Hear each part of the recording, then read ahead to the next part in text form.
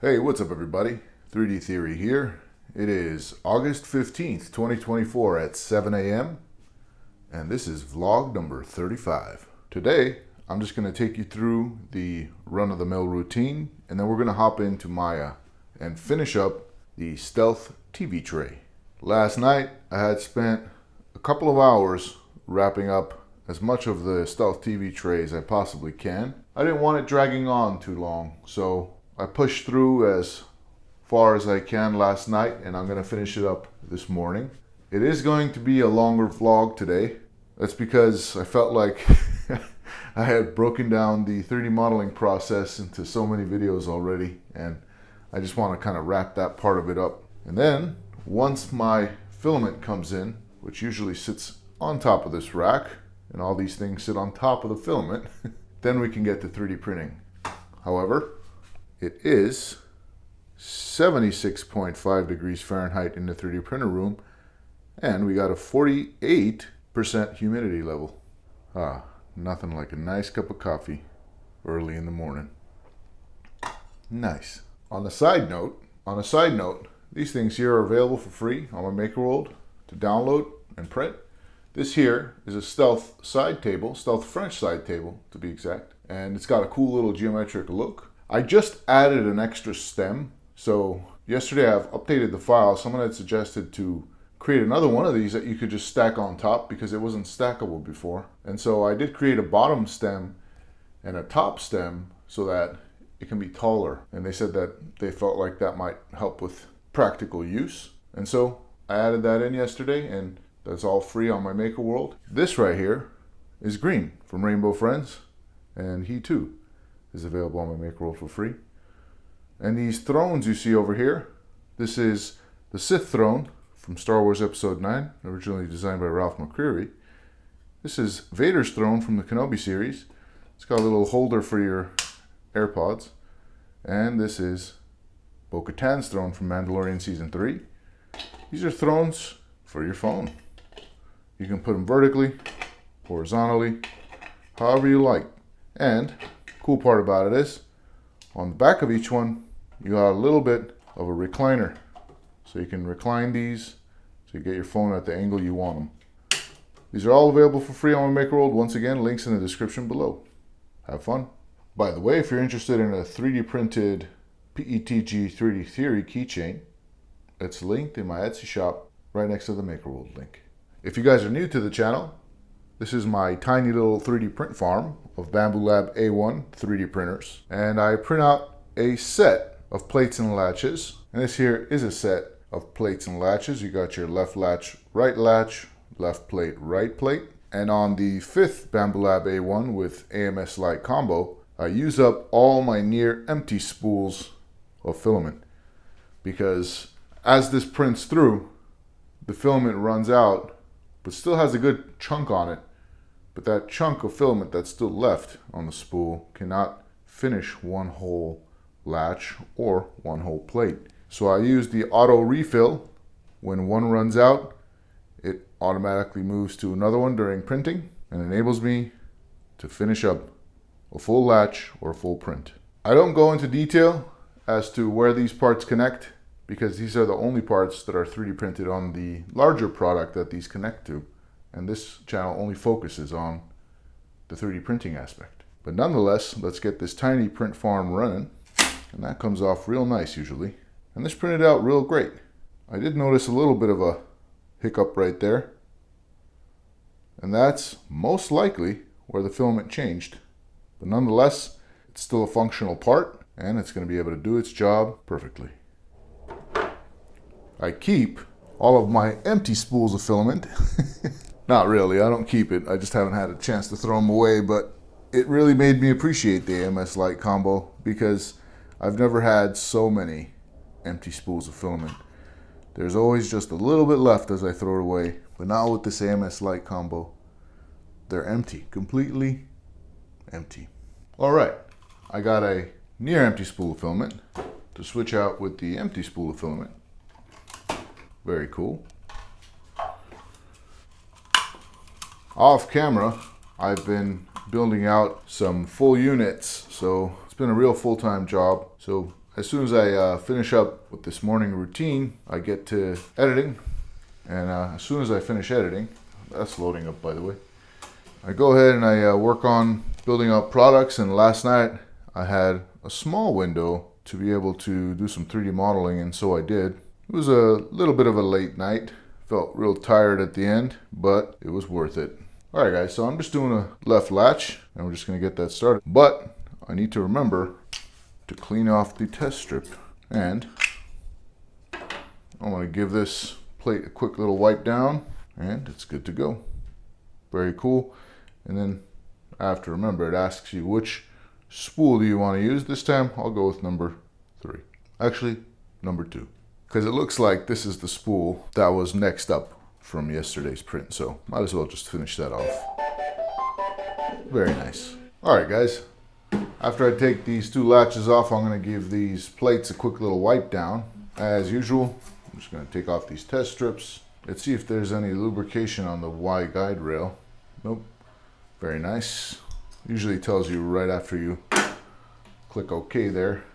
Yeah, after printing so many times in the same spot for, let's say, a month and a half now, it definitely sticks a little harder.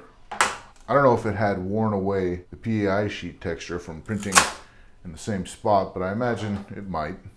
And just so you guys see where I put those, I put them down here in their boxes. You got your left latches, your right latches, left plates and right plates. That's where I keep them right after they're printed. But nonetheless, I'm going to grab this rag and give it a nice quick little wipe down. Looks like there's tiny little bits of PETG string on there. Alright, as mentioned, I'm just going to give these PEI sheets a quick little wipe down with isopropyl alcohol. And I'm not going to need to do the entire thing, just where I printed it out. And like I said before, it did help out to a certain extent. It did make the prints come off just a little bit easier. Okay. Very nice. I'll let the rubbing alcohol evaporate off those PEI sheets. We're going to go down and take those plates off. Alright guys, I'm just going to do the run of the mill on these as well. Take the strips off as usual.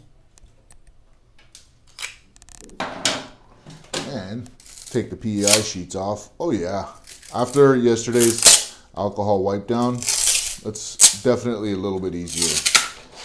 Much better than yesterday. Now to throw these back on. By the way, that weird 3 lines from yesterday is not on this one, so I'm very happy with that. It's looking real clean. There's a little bit of a faint part here, but other than that, it's looking great.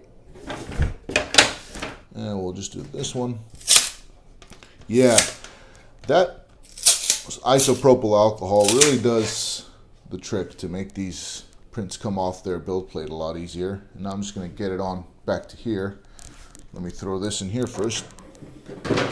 Very nice. Alright, so these are ready to start printing. And go ahead and do the left plate. And likewise with this one, I'm going to do the right plate.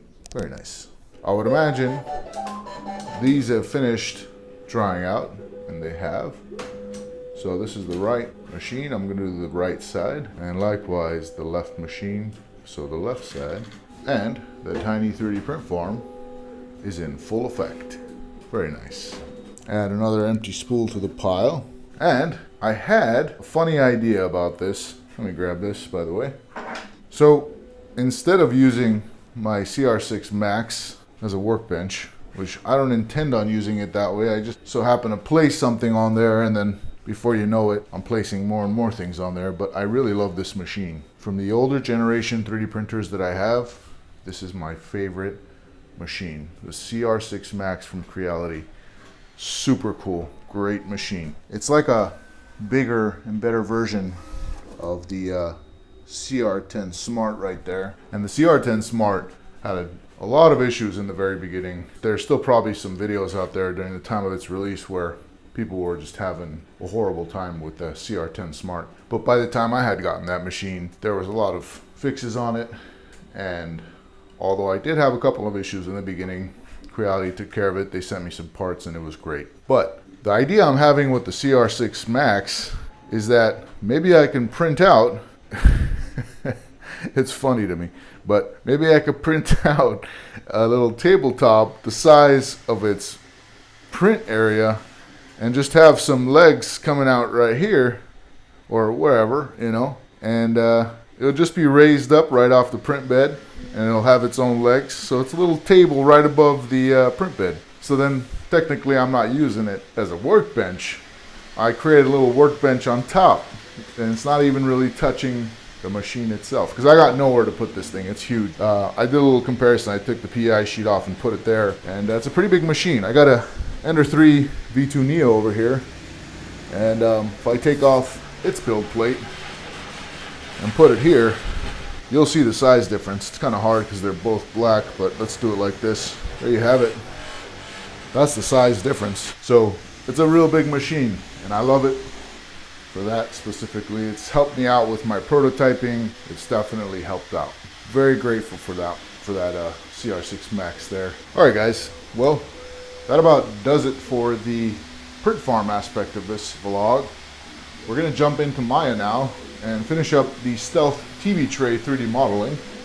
And that is in the same line as the Stealth French side table. Has that geometric look. So it's going to be a longer video, as mentioned in the beginning, just because I really want to finish up all the in-computer stuff, all the 3D modeling, all the slicing and whatnot.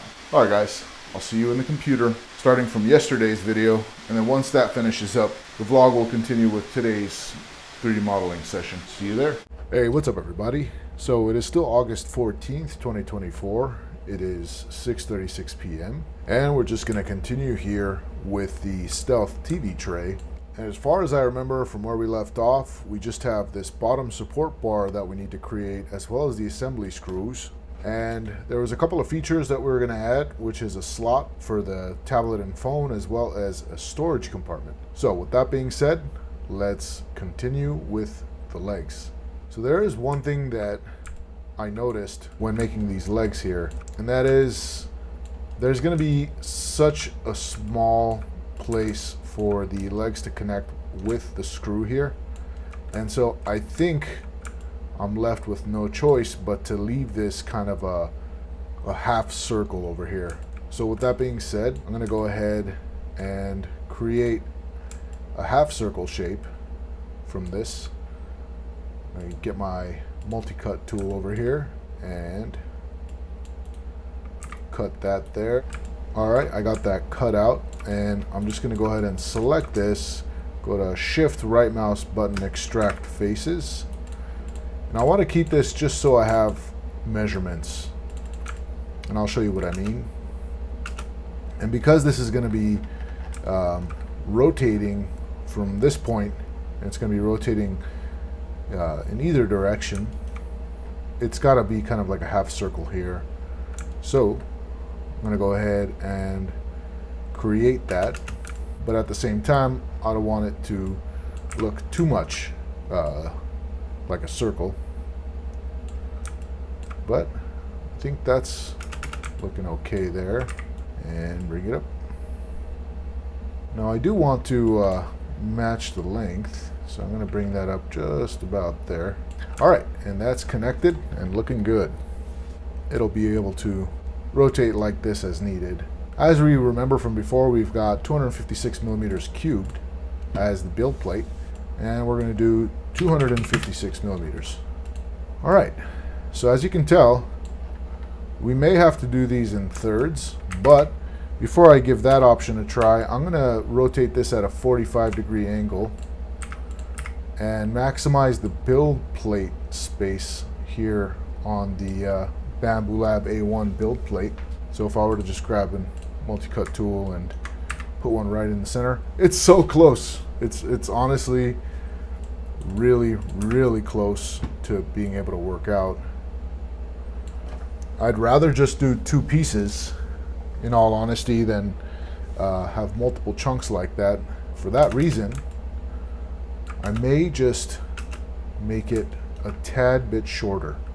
Alright, that doesn't look like too much of a big difference, and I can double check what it is. So that's a 31.6 millimeter difference, which is totally fine. We're just going to grab these faces, we're going to extrude them in. So I'm going to reduce the thickness, and I'm going to go ahead and run a Boolean, so difference. So that created our cavity. That's looking good. And that's where our other piece is going to sit in. So I'm just going to grab these two, delete the rest, and bridge these over.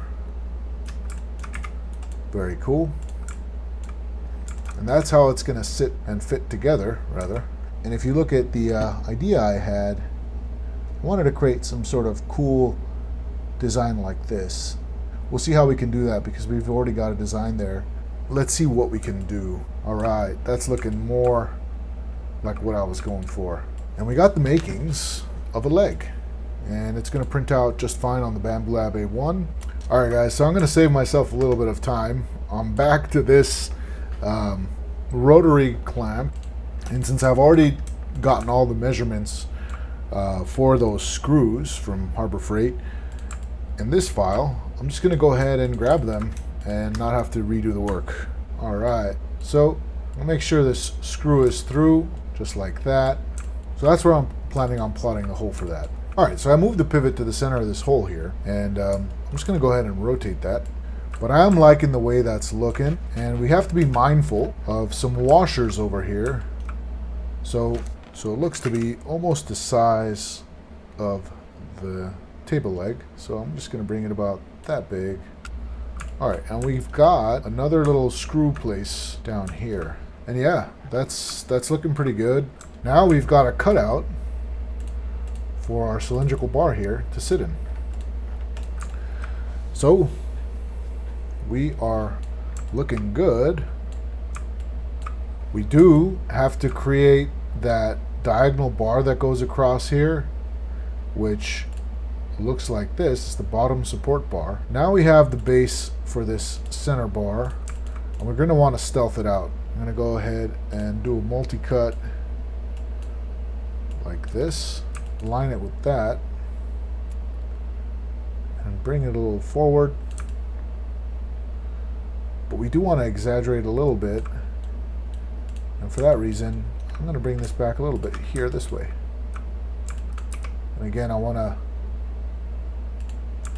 align it so it's being moved in the right orientation. This is looking real sweet. I got to grab some of these. Let me do it right now as I talk so this video doesn't drag on for a super long time. Cool. Alright, there you go. So we're getting everything ready to be Booleaned. I still have to create those screws. Alright.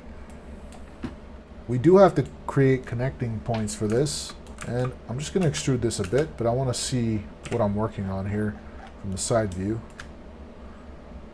And we're going about that deep.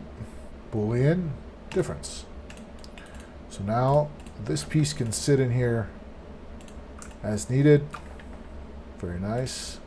All that we've got left now is we have 1, we need to bevel everything. 2, we need to Boolean the screw holes.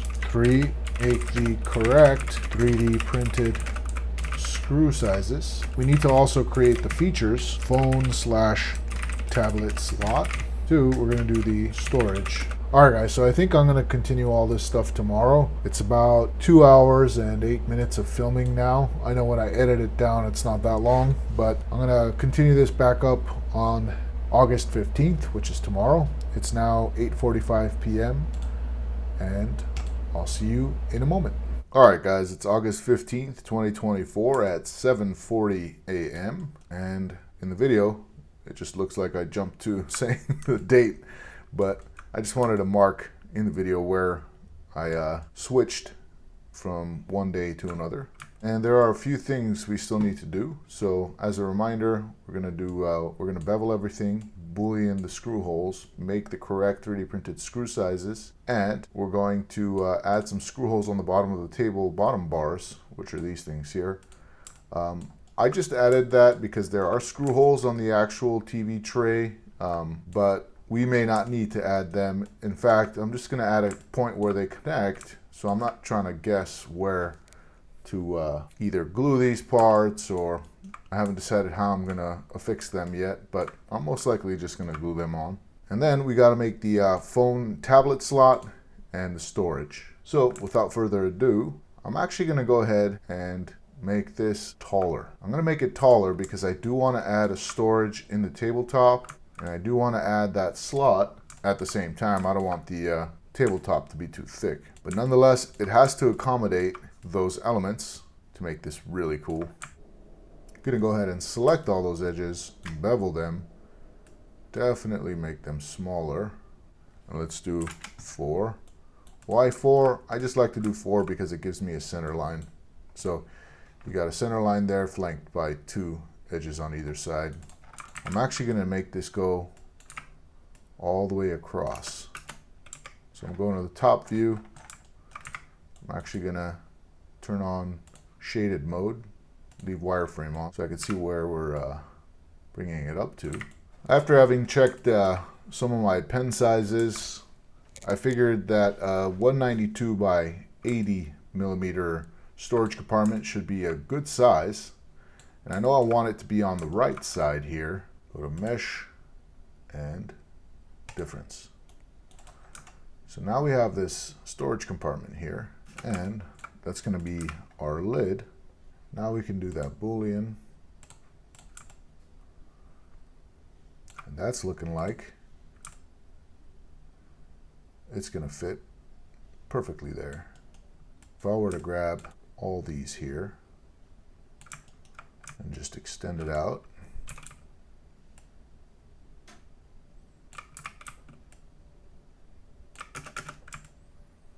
okay. Maybe I could just bring these in and line it up.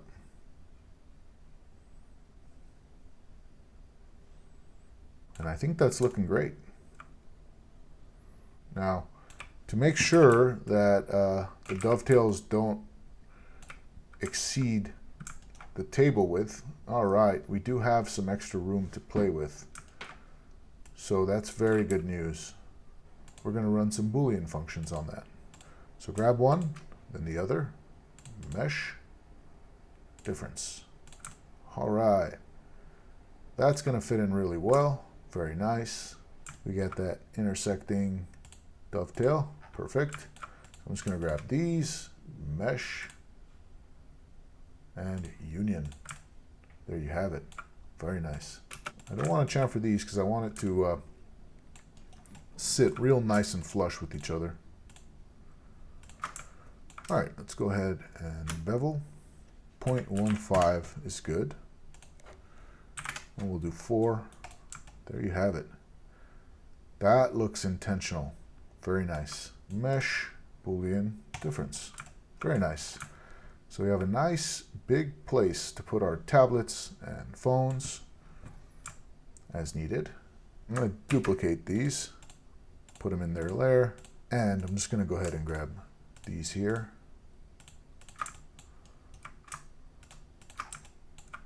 And extrude it out just ever so slightly. So I'm going to grab one, then the other, mesh, difference. Likewise with this one, I'm just going to click G, perfect. Grab one, then the other, Boolean, difference. Same, difference, edit, delete by type history. Now we're going to bring back those duplicates there and do the same for this side, difference. And we're going to go ahead and grab it and run G, same thing. Okay, we are looking good here. Okay, and let's start working this because I could only put this off for so long. I'm just going to bring these where they need to be. Let's see how far we should bring that in. Okay. So I'm going to just move the pivot to where that needs to be. And I'm going to actually just give it a little bit of a tolerance gap. There you have it. Okay, that's the correct screw size for that one. All right. This thing is looking really cool, if I can say so myself. I like it a lot. Now I'm going to go ahead and bevel that. So I'm going to do 0.08 like the other one and 4. How's that looking? Looking intentional and nice. Very good. Let's do 4 segments. All right, that's looking good. I like it the way it is there. But let's make sure it lines up with the top one. Oh no, see how thin that is compared to that one? So I'm gonna leave the wireframe on and try to match it. I click T to bring this back, this little dialog box. So that looks like a 0.3 maybe. And yeah, this is a little smaller. Maybe we can do probably a 0.35. Now it's looking a little bit bigger. So let's go to 0.32. And I think that's looking pretty accurate there. And let's go ahead and bevel that. 0.32. And 4. That's looking good. All right, now that we selected all the edges, let's go ahead and run a bevel. Bring that on down to, let's say, 0.2, and let's give 4 there. I do want to make this a little tighter, so let's do 0.1. Yeah, that's definitely looking a lot better. Okay, so now this part is really important, where we need to just select everything, go over to face mode. We're gonna go over to select, use constraints, and wherever there are n-gons in our next selection, it will get highlighted. And so wherever you see highlighted in orange, there are n-gons. So I'm gonna go spacebar, mesh, triangulate. So now this will work well in a slicer software, because slicer softwares have a hard time reading n-gons. They like triangles and quads. So I'm gonna go ahead and select all this. And also we need to create UVs, and we're just going to do automatic UVs here. This also helps with slicer software's reading the files. So this is pretty much ready for a slicer software. I'm going to do modify, freeze transformations, edit, delete by type, history. But I certainly can't leave all my pieces of geometry as unnamed. So I'm going to go ahead and go through the naming process now. So we have stealth TV tray underscore tabletop, and I'm just going to write left. Okay, and we're all labeled and good to go. All right, guys, so pretty much the next step is exporting all these out as separate OBJs, and we're going to go into Bambu Studio and get this sliced out. But since this video is about 5 hours of raw footage, and I don't know how long it will be after I finish editing it, I think I'm going to save Bambu Studio for a different video. So we'll just stop here for now, and we'll pick it up probably once we get all that filament that I ordered. So I'll see you out in the real world. All right, guys, that about wraps it up for today's vlog. Thank you so much for joining me. Until next time, peace, love, and joy.